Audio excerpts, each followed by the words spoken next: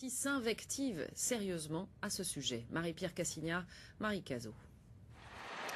Poubelles calcinées, verres brisés, voilà ce qu'il reste ce matin du blocage de ce lycée de banlieue parisienne. Ce seraient des jeunes extérieurs à l'établissement qui auraient fait dégénérer le mouvement.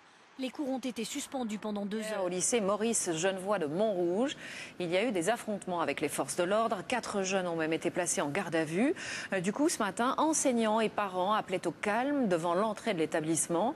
Des éléments extérieurs sont venus perturber le rassemblement en fin de matinée. Julien Pelletier, Antoine Morel. Allez, s'il vous plaît, entrez. Le proviseur décide d'ouvrir son lycée. Il n'y aura pas cours ce matin, mais les élèves peuvent se rassembler et discuter à l'intérieur. Finalement, les lycéens votent le blocage. Aujourd'hui, on a décidé, comme vous voyez, non à la violence. On a décidé de s'asseoir justement pour dire qu'on est contre la violence, parce qu'hier, ce qui s'est passé, c'est juste inadmissible. Ces 2 derniers jours, des incidents ont eu lieu entre les jeunes et la police devant le lycée. Ce matin, parents et enseignants sont présents. Ils veulent éviter de nouveaux affrontements. On n'est pas là pour leur dire ce qu'il faut faire, au contraire. Ils sont responsables. On leur dit simplement, on est là pour apaiser les choses et que les choses ne dégénèrent pas surtout. Les parents n'ont pas empêché leurs enfants de participer au blocus. Mais tous ont d'autres discussions. Les élèves semblent avoir compris leur intérêt à afficher leur sérénité.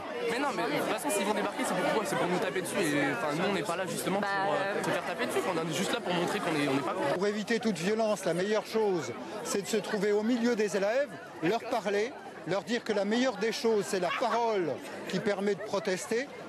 Un peu plus tard, des jeunes venus de l'extérieur se mêlent aux lycéens qui manifestent dans le centre-ville. Mais la matinée se termine calmement, comme l'espéraient les parents. Moins qu'hier. Faux, répondent les syndicats. Eux parlent de 450 établissements mobilisés.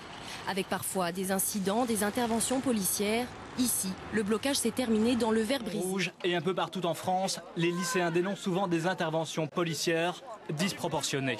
Il y a les forces de l'ordre qui viennent sur moi, qui commencent à m'attraper, qui commencent à me pousser. Ils commencent à nous pousser vers l'extérieur.